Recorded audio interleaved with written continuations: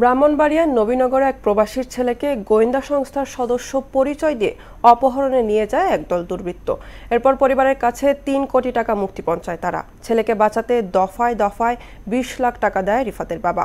অবশেষে কসবা থেকে অপহৃত রিফাতকে উদ্ধার করেছে পুলিশ। এ সময় গ্রেফতার করা হয়েছে এক অপহরণকারীকে।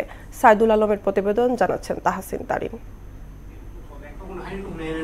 গত সোমবার রাত ১১:৫৫ সিসিটিভি ফুটেজে দেখা যায় একটি হাইস গাড়িতে করে আসা ১০ থেকে ১২ জনের একদল দুর্বৃত্ত বাড়ির প্রধান ফটকের তালা ভাঙার চেষ্টা করে। তালা ভাঙতে না পারায় একজন দেয়াল টপকে বাড়ির ভেতরে ঢুকে গেট খুলে দিলে বাকিরাও প্রবেশ করে বাড়ির ভেতরে।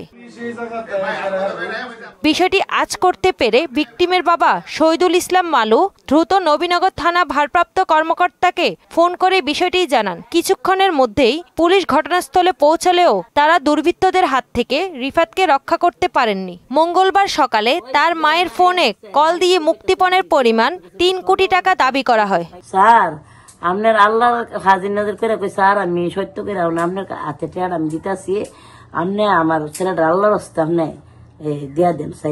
এদিকে অপরাধীরা যতই শক্তিশালী হোক তাদেরকে খুঁজে বের করে আইনের আওতায় আনার আশ্বাস দিয়েছেন জেলা পুলিশ সুপার। ডিজিএফআই পরিচয় একটা টিম নবীনগরের এক বাসা থেকে রিফাত নাম করে এক যুবককে অপহরণ করে।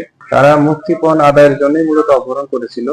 প্রাথমিকভাবে তারা ২ কোটি টাকা মুক্তিপণ দাবি করেছিল। সেক্ষেত্রে আমরা উদ্ধার অভিযান শুরু করি এবং বিকাল ৩টা-৪টার দিকে আমরা কসবা স্টেশনের আশেপাশে এলাকা থেকে ভিকটিমকে উদ্ধার করি এবং পরবর্তীতে তার তথ্য অনুসারে আমরা আসামিকে গ্রেফতার করতে সক্ষম হয়। এই ঘটনায় পরিবারের পক্ষ থেকে মোহাম্মদ কামাল মিয়া, আবুল কালাম আজাদ, কামাল খন্দকার সহ অজ্ঞাত আরো ১৫ জনকে আসামি করে থানায় একটি অভিযোগ দায়ের করা হয়েছে। তাহসিন তারিন, মোহনা সংবাদ।